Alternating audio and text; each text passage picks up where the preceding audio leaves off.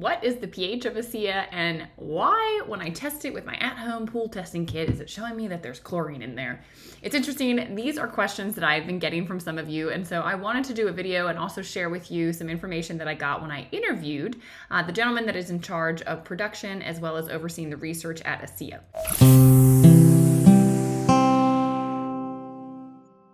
Now, if you're new to my channel, my name is Danielle Matthews, and I help guide people on a healing journey physically and mentally, emotionally, and spiritually. And I absolutely love talking about the redox signaling technology that ASEA offers because it is so profound for the body on the physical level.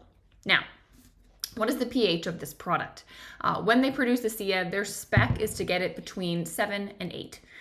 That is kind of the amount that is going to be okay for your body to be able to uptake the molecules, utilize them, and that's a neutral situation for your body. Now, the Renew 28, the skincare, your skin is a little bit more acidic, 6.5, right? 6.5 pH is what they get that down to. And so during the electrolysis process, when they make the redox, it does become more alkaline.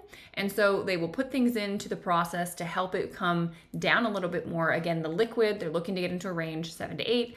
And the Renew 28, they're looking to get it into 6.5. Now, some of you have gotten clever, right? You're doing some tests at home and you're going, oh, well, I'm going to test it with my pool strips. And you're getting a result that's showing, oh my gosh, what's going on? There's chlorine in this. I can't be drinking this. This, it's unsafe. And I've had some people freaking out. Relax. What I want to tell you is this.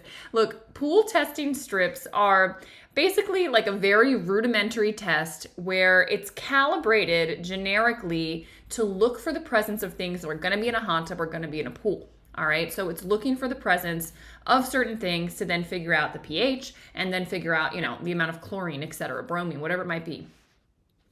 There are other molecules that will cause a similar reaction with those tests that are typically not in a pool or not in a hot tub. And so the test being very rudimentary and sort of generic so that it's testing for certain chemicals it knows are going to be there, specific species of chemicals. You find it in a hot tub, but then you put ASEA on it that has very different chemical species, different molecules in there, but can elicit a similar response on a generic test like that. Is that making sense? Now, if you were to take this to, say, a laboratory and ask them to study it, right? I've had people do that as well. It's so funny, the lengths that people will go through. I'm like, do you test your food to this level? Because some of the food you're eating, you shouldn't be putting in your body. And something so basic like this, you're really kind of going all in on. But laboratories have to know what they're testing for, and you need to tell them. So if you say, oh, test it for signaling molecules, they're going to think, okay, maybe these 2 or 3 molecules are going to look for it. They're probably not going to find it. Listen, the testing that ASEA does and the laboratories they work with is very expensive tests. They have to go in and they're looking at parts per million, parts per billion, and parts per trillion. To go down to that level, to that depth, is expensive. Most laboratories are not going to do it, and they need to know what they're looking for. So this is just part of the intellectual property that ASEA has, knowing the testing that they're doing, but you can kind of relax because there are laboratories that will certify and test this on ASEA's behalf that are third party and kind of put their stamp of approval on it. So hopefully that answers your question. Some of you are not even asking that question, and now you have this answer. So I hope that's helpful for those that were wondering, for those that are doing these tests and kind of scratching their head at home and going, what's going on here? That's what's going on. And you don't even have to take it from me. I'm going to share what Hunter Dean has to say about this as well when I interviewed him. So this question, I've had people on like YouTube writing comments, and I've seen people sending me things saying, hey, I took the ASEA to my friend's lab and we tested it. And, the pH is this, and it says that this is supposed to be in it, and we're not detecting any redox molecules. And I'm curious because my understanding is you need pretty sophisticated equipment to actually identify the redox. So taking it and doing like your own testing at home isn't potent enough. But could you speak to that a little bit? Because I think people maybe get a little confused and then concerned because they're like, wait, what's in this stuff? Sure. Yeah, absolutely. There's been quite a bit of that kind of over the last 4 or 5 years, people kind of digging in. And I think that comes from the overall interest that's growing worldwide in redox, right? A lot of people are seeing, hey, this is really something that can help people's health. Conventions and everything are coming together to discuss redox and cellular health. So I think it's only natural that we're going to start getting these questions and probably get more of them more frequently.